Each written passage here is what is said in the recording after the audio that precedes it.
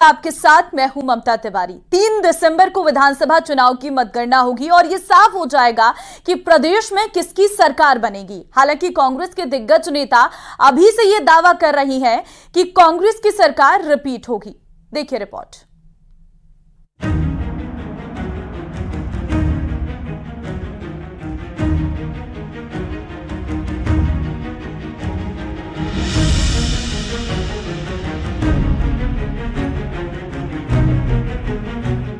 होगा परिवर्तन या बदलेगी रीत? दिग्गजों का दावा, सरकार होगी रिपीट। दावों में दम, कौन लहराएगा परचम? 25 नवंबर को विधानसभा चुनाव के लिए मतदान हो चुका है और प्रत्याशियों के किस्मत का फैसला ईवीएम में कैद हो चुका है। और अब 3 दिसंबर को विधानसभा के समर की तस्वीर साफ हो जाएगी और 2023 के रण का सिकंदर कौन होगा, इसका भी फैसला हो जाएगा। हालांकि कांग्रेस नेता ये दावा कर रहे हैं कि जनता का समर्थन उनकी तरफ है और सरकार कांग्रेस की ही बनेगी। इसी को लेकर कांग्रेस के प्रदेश अध्यक्ष गोविंद सिंह डोटासरा ने बड़ा बयान दिया, जिसमें उन्होंने कहा कि कांग्रेस की सरकार भारी बहुमत से बनेगी और हमें किसी के समर्थन की जरूरत नहीं पड़ेगी और कांग्रेस अपने बलबूते पर सरकार बनाएगी। हम जब पूर्ण बहुमत में आ रहे हैं तो हम तोड़फोड़ की राजनीति नहीं करते। हम दबाने की, कुचलने की, डराने की, इसकी राजनीति कांग्रेस पार्टी कभी नहीं करती है। हमको पूर्ण बहुमत मिल रहा है, उनके पास में कोई चेहरा ही नहीं है। उन्होंने चुनाव लड़ा मोदी जी, अमित शाह और नड्डा जी के चेहरे के ऊपर। राजस्थान की जनता ने बहुत अच्छे तरीके से कांग्रेस को समर्थन और मत दे करके पुनः सरकार बनाने के लिए पूरा आशीर्वाद दिया है, ऐसा मेरा मानना। और गुड गवर्नेंस चली है और अच्छी योजनाएं बनी है। तो मेरा ऐसा मानना है कि पूर्ण बहुमत के बाद में भी जो लोग रहेंगे, वो 1 हो सकता है, 2 हो सकता है, 5 हो सकता है, जो भी संख्या राजस्थान की जनता ने मत देकर के दी, वो लोग हमसे जुड़ेंगे, उनसे नहीं जुड़ेंगे। तो वहीं मुख्यमंत्री अशोक गहलोत ने भी सरकार बनने को लेकर बड़ा दावा किया है।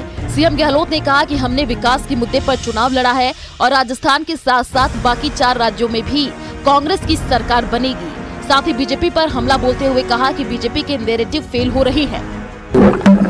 राजस्थान जीते हम लोग स्पष्ट बहुमत से, मध्य प्रदेश भी, छत्तीसगढ़ भी और तेलंगाना भी जीत सकते हैं। कल में जाके आके तेलंगाना बहुत शानदार रोड शो हो रहे हैं, तो पूरे देश के अंदर माहौल बदल रहा है।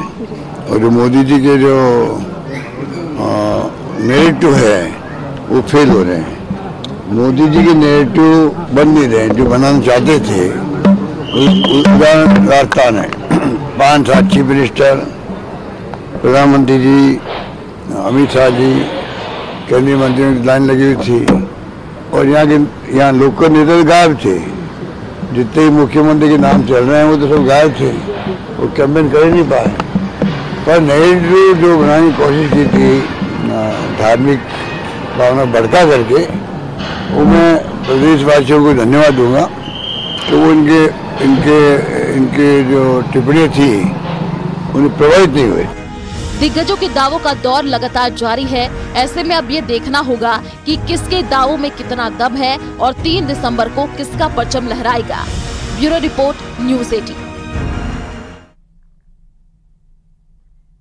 हकीकत और कल्पना के बीच मामूली सा फासला होता है, लेकिन जब तक कल्पना हकीकत नहीं बनती तब तक दावों का दौर चलना भी लाजमी है।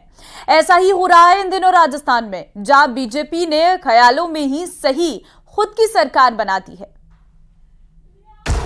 मुझे पूरा विश्वास है कि बहुत ऐतिहासिक बहुमत के साथ भारतीय जनता पार्टी की सरकार बनेगी।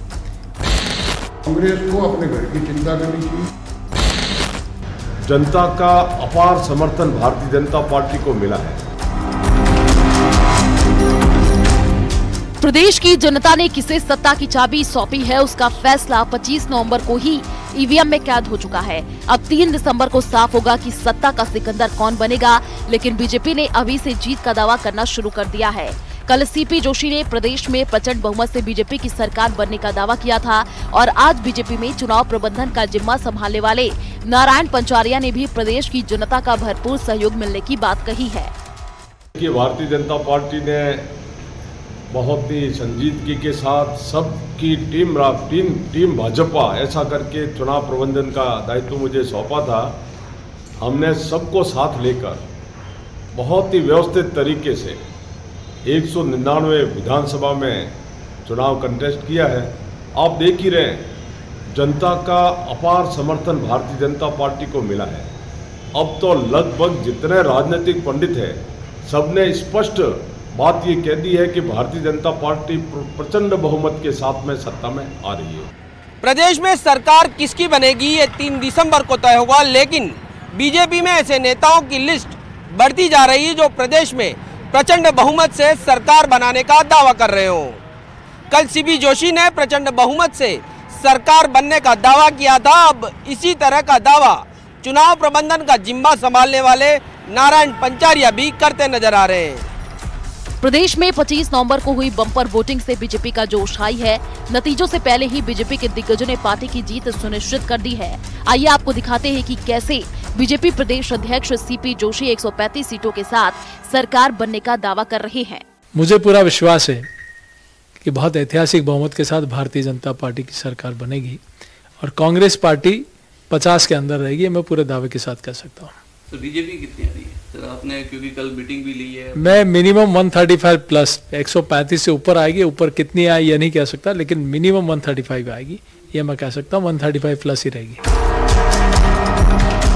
राजस्थान में इस बार 199 सीटों पर हुई वोटिंग पर मतदान का प्रतिशत 75.45 रहा है। ऐसे में बीजेपी को लगता है कि ये पार्टी के लिए जीत का शुभ संकेत है। अब हकीकत क्या है ये 3 दिसंबर को साफ होगा, लेकिन उससे पहले बीजेपी का जोश हाई जरूर है। प्रदेश में वादों के बाद अब दावों का दौर जारी है जो 3 दिसंबर को नतीजों के साथ ही थमेगा। लेकिन उससे पहले न सिर्फ बीजेपी बल्कि कांग्रेस में भी यही हाल है। अब सत्ता के शिखर पर कौन पहुंचेगा ये तो वक्त बताएगा, लेकिन उससे पहले ख्यालों में ही सही सरकार दोनों दलों की बन चुकी है। कैमरा पर्सन नवीन के साथ सौरभ गृहस्थी, न्यूज़ 18 राजस्थान, जयपुर। राजस्थान में बम्पर वोटिंग हुई और इसके आंकड़े सबके सामने हैं। महिलाओं की भागीदारी पुरुषों पर भारी रही, ये भी सबने देखा है। लेकिन प्रदेश में महिलाओं की बम्पर वोटिंग को कांग्रेस और बीजेपी अपने हक में बता रही है। वो कैसे, इस रिपोर्ट में समझिए।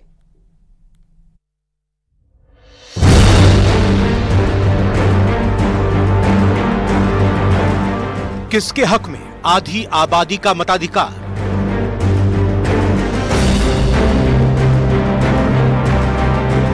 कांग्रेस या बीजेपी, किसकी नैया होगी पार?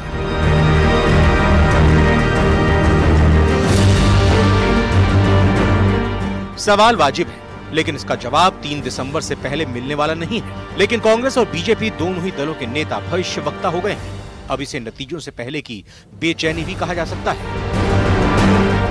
मतदान में महिलाओं के बढ़े वोट प्रतिशत के पीछे कांग्रेस की गारंटियों का असर माना जा रहा है।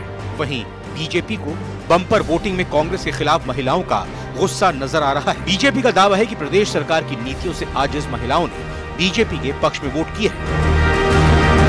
महिलाओं का मत प्रतिशत बढ़ने का एक बहुत ही अहम कारण जो मुझे लगता है कि महिलाओं में गुस्से का वोट इस बार डला है, क्योंकि राजस्थान पिछले 5 वर्षों में महिला उत्पीड़न में नंबर 1 पहुंच गया था। न बेटियां सुरक्षित थी, न माएं सुरक्षित थी, न हमारी कॉलेज जाने वाली लड़कियां सुरक्षित थी। इसलिए मुझे लगता है कि ये गुस्से का वोट था और गुस्से के वोट के कारण ही महिलाओं का मत प्रतिशत बढ़ा है। महिला मतदाताओं के रिकॉर्ड तोड़ मतदान ने पार्टियों की बेचैनी बढ़ा दी है। हालांकि जानकार महिला मतदान में इजाफे के लिए उच्च शिक्षण संस्थानों में पढ़ने वाली छात्राओं की संख्या और वर्किंग वुमेन्स की संख्या में इजाफे को मान रहे हैं। लेकिन कांग्रेस को लगता है कि उसकी 7 गारंटियों का असर है कि महिलाएं पुरुषों के मुकाबले ज्यादा मतदान करने पहुंची थी। इसमें जो पुरुष ही नहीं महिलाओं ने जो बढ़ चढ़ कर हिस्सा लिया, उसके बारे में मेरे माननीय अशोक गहलोत जी को बहुत बहुत धन्यवाद देना चाहूंगी, जो कि इतनी सारी गृहिणियों के लिए योजनाएं लेकर आए हैं। और उन्हीं योजनाओं को देखते हुए महिलाओं ने इस बार बहुत बढ़ चढ़ कर अपना हिस्सा दिया, बहुत बड़ी भागीदारी दी है। और जो उनमें उत्साह था, क्योंकि गृहिणियों को सबसे ज्यादा महंगाई की मार सहन करनी पड़ी और शायद इसीलिए जो गृहिणियों को उन्होंने योजनाएं दी हैं, उन योजनाओं का लाभ को देखते हुए हम ये 7 योजनाएं लेकर आए हैं।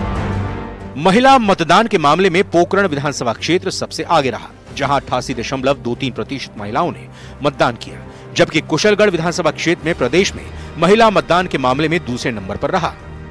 महिला मतदान में तीसरे स्थान पर रहा तिजारा विधानसभा क्षेत्र। वहीं घाटोल विधानसभा क्षेत्र महिला मतदान के मामले में चौथे स्थान पर रहा, जबकि जोधपुर विधानसभा क्षेत्र प्रदेश में महिला मतदान में सबसे पीछे रहा।